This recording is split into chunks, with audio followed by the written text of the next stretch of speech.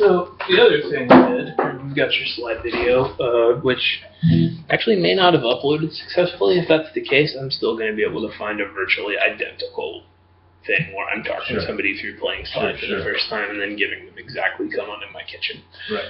Alrighty, so we talked about memorizing the names of the open strings by rolling a die. That's all the dry memorization we're doing. The first stuff on the top line was just me explaining tablature.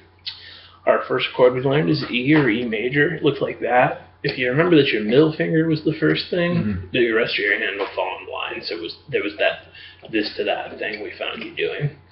So let's just focus on left hand. Here is my hand. Even with my thumb over the top, I'm not touching the instrument.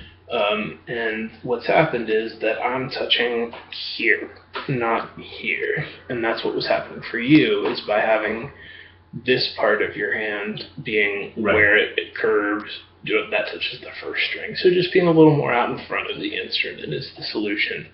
And also, you can move your thumb down more into classical thumb position.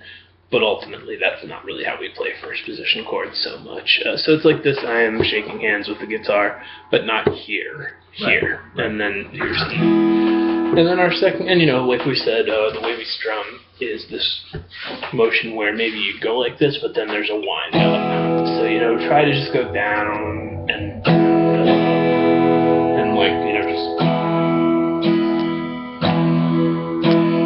something like that. If you ever hear, the thing to do is pick through one string at a time and figure out what's going on. It'll either be that you are not pushing, down hard enough, or you're touching it with one of your other fingers.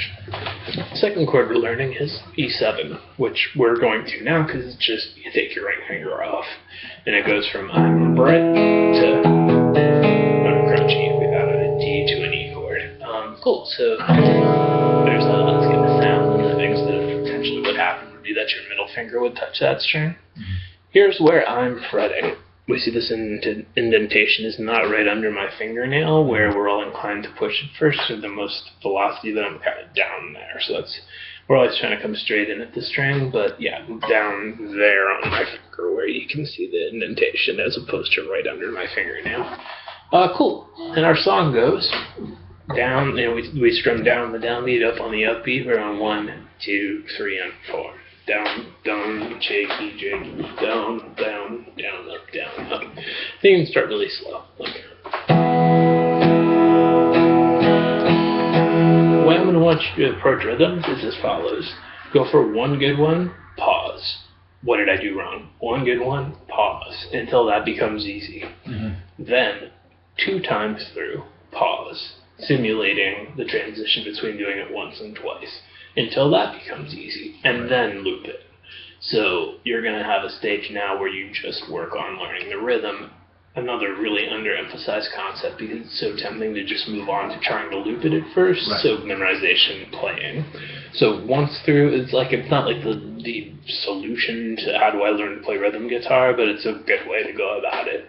And I mean, once it actually becomes easy, you have some degree of feel to it, and then twice through the same thing, and then loop it.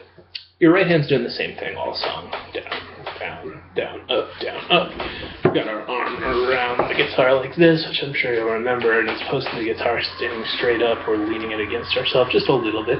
And then over here, our elbow can move away from our body, and we're in this position. So, you can mess around with that, but being elbow against body makes first position chords, open chords, feel far away. So yeah, you want your guitar just, with the cutaway right in your, on your leg there. Cool, so our song's gonna sound like, and I'm gonna start with practice tempo, maybe in reality it'd be like, or we're just gonna be like,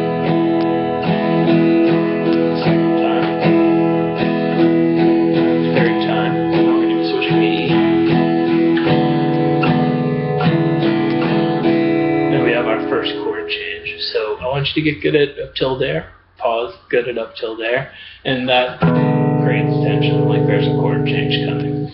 And there is, which is to A7. It goes no first finger, your middle finger scoots down, and your ring finger comes in not directly under it, but to another string. So it's 0, 0, 2, 0, 2, 0. That sounds like And this is the one where on the page I've got this circled and crossed out bass string, because ultimately you're going to need to be able to hit every combination of strings with any down or up motion, but for now we want to err on the side of decisive strumming. So if you do hit an E, it's going to sound okay, but in the long run, it's supposed to just be the A string and down, and that's your middle, and that's your ring.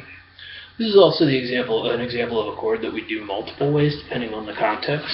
Like we're doing it with these two fingers because that was the easiest change. It gives us a finger on either side. But sometimes we do it with these two fingers to have availability. Whereas E, we would never do like this because that totally DQs this finger from availability. Right. So just general concept. Great. So our entire song goes the E 3 times, E7, A7 twice, back to E7 twice. So that's going to sound like this, as follows.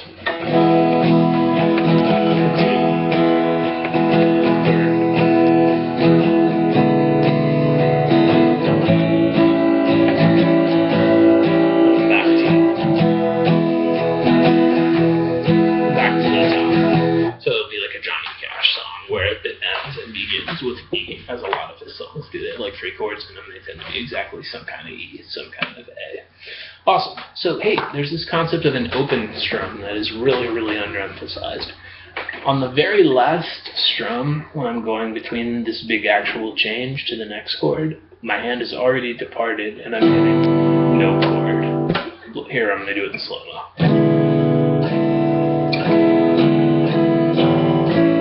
That's just how guitar playing sounds. So it can be like, really? And if you're playing really slowly, it can stand out. But yeah, there's us. So you've got 2 split seconds, not 1 split second. That won't really matter with the E7, but when you're doing this part, that's what you'll be doing. And the same when you go back to this chord. When you are doing that chord change, I want you to ISO your left hand and just have a really boring 10 minutes or however long it takes of consciously focusing on your hand doing this. And then you're going to just you're going to pretend that the song ends at the first strum of A7. In fact, you could just zero in on the